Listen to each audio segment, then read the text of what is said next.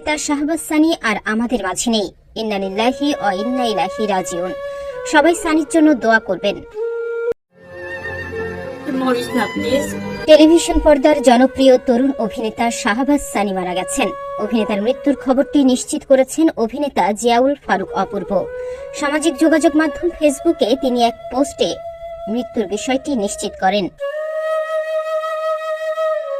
এক ফেসবুক পোস্টে অপূর্ব লেখেন, অভিনেতা শাহবাজ সানি আর আমাদের মাঝে নেই। ইন্না লিল্লাহি ওয়া ইন্না ইলাইহি রাজিউন। সবাই সানির জন্য দোয়া করবেন।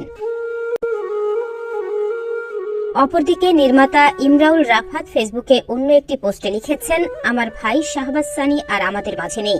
ইন্না লিল্লাহি ওয়া ইন্না ইলাইহি রাজিউন। ঢাকা স্পেশালিস্ট হাসপাতালে রাত ৩টা ৩০ মিনিটে ইন্তেকাল করেছেন তিনি। নির্মাতা ইমরাউল রাফাতের কাছে আসার পর নাটক দিয়ে শোবিজে যাত্রা শুরু করেছিলেন শাহবাজ সানি। অল্প সময়েই অভিনয় গুণে দর্শকের প্রিয় হয়ে উঠেছেন এবং সেই সঙ্গে অর্জন করেছেন নির্মাতাদের আস্থাও। চরিত্র অভিনেতা হিসেবে কাজ শুরু করলেও এর মধ্যে কেন্দ্রীয় চরিত্রেও অভিনয় করেছেন তিনি। ২০১৮ সালে আব্দুল্লাহ নাটকে তাকে প্রথমবার কেন্দ্রীয় চরিত্রে অভিনয় করতে দেখা যায়।